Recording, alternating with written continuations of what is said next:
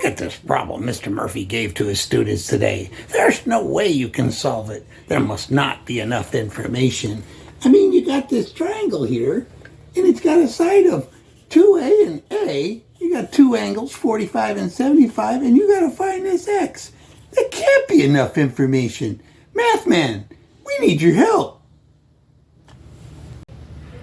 Dr. Googleplex, there's no need to fear. Mathman is here. The answer is x equals 60 degrees, or pi over 3 for my calculus students. Let's let Mr. Murphy explain. Well, it's Mr. Murphy here again, and we've got another interesting, challenging problem. Yes, Dr. Googleplex, Mathman is correct. X is 60. And let me explain why. This problem seems very difficult because you're giving very sparse information. You have two segments. One is 2A, the other one is A. You have a 45-degree angle, a 75-degree angle, and inside this triangle you have to find the measure of angle X. So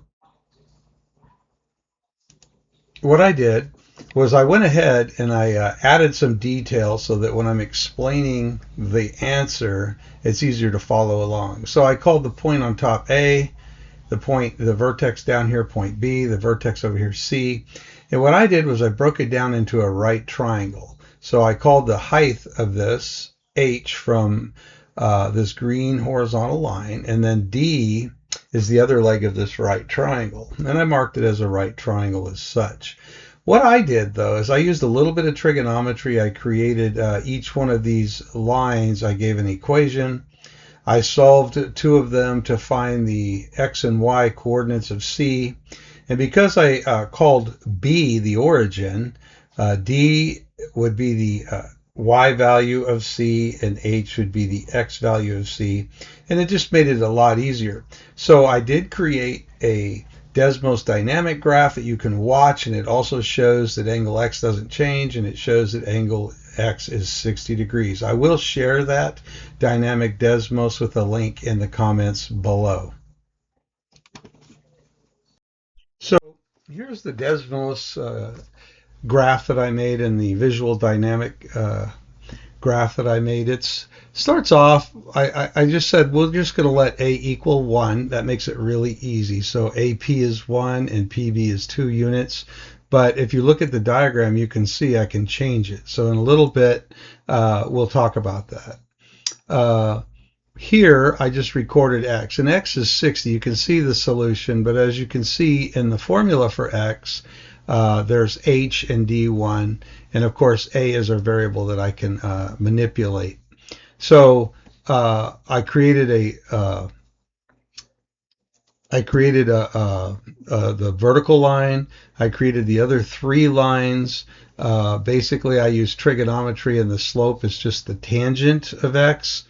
For the line from A to C, it was the negative tangent of pi over 4x plus 3a. And then for the middle line, it was the tangent of, actually I think this is the bottom line.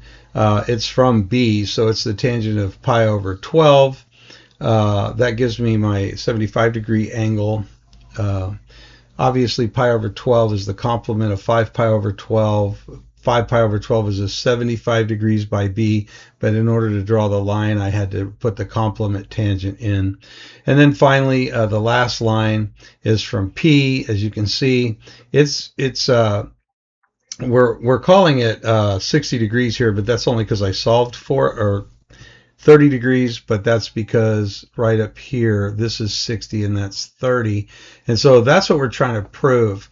Now, all the lines were taken into account. So how did I find H? I did a little bit of algebra, and I found H, and we'll take a look at H real quick and see what it looks like. There it is. You can see this green line is the height from C down to here. And like I said, the coordinates of H are the coordinates of point C are H and D1. I did a little bit of algebra on this. I didn't show it in its entirety. But I did have the solution for H, and I did have the solution for D1.